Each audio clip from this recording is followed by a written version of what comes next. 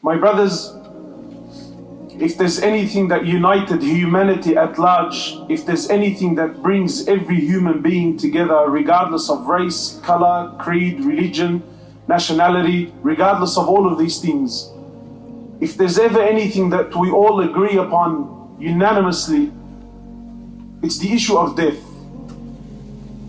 The atheist believes in death. The Jew believes in death. The Christian believes in death. The Muslim believes in death. The religious believes in death. The non-religious believes in death. The murderer, the drug dealer, whatever you want, there isn't a single soul on the face of this earth except he believes, he admits the fact that there is death and that is coming.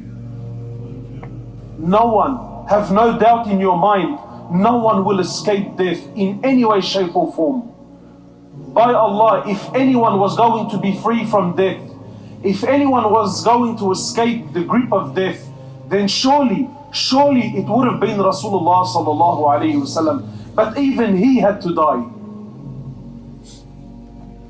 My brothers, the truth is we live in this world and we've been fooled to believe that we're here forever. You're not here forever. This world that we live in is a transit. You're here for a temporary time, and every single one of you is moving on. No one is to remain. No one is to stay behind. We're all leaving this world. Every single soul shall taste death. Everyone will die. Everything will come to an end. Allah subhanahu wa ta'ala says, and no one knows when his time is up, and no one knows how much he will earn, and no one knows in which land he will die in. This is all ilm that's ghaib. This is all knowledge that's only with Allah subhanahu wa ta'ala. This world is not for you and I, my brothers. This world is temporary.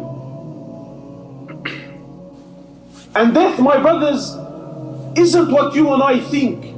You see, the truth is, your wishes and your desires and your hopes and your plans, they far supersede the time that you really have.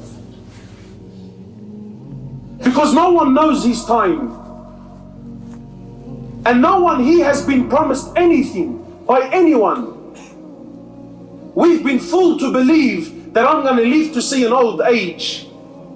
We've been fooled to believe that I'm going to live to an old age and I'm going to get married and I'm going to have children and my children are going to have children and I'm going to see my grandkids and inshallah I'm going to reach an old age that's going to give me time to repent. It's going to give me a chance to go to Hajj, and it's going to give me a chance to go to Umrah, and it's going to give me a chance to do 1, 2, 3 and 4. And the truth is, my brother, wallahi, whether you believe it or not, whether you like it or not, every single one of you was dead this morning.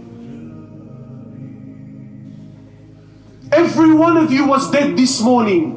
Sometimes you and I tend to think, brother, what are you talking about? I'm young, I'm fit, I'm healthy, I'm strong. I feel like I still have another 15, 20 years in me.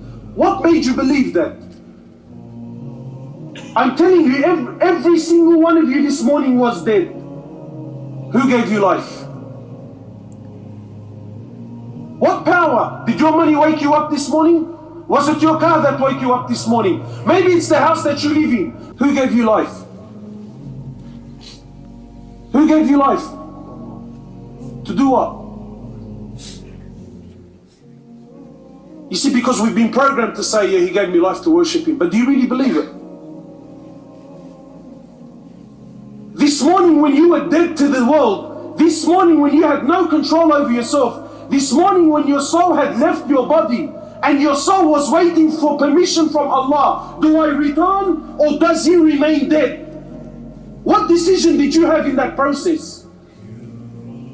You had no decision whatsoever. Your soul was waiting for permission from Allah subhanahu wa ta'ala. Do I return or not? And then Allah subhanahu wa ta'ala, from His rahmah, from His mercy, Allah subhanahu wa ta'ala granted your soul permission to return back to your body, and then you wake up in the morning, and how do we pay Allah subhanahu wa ta'ala?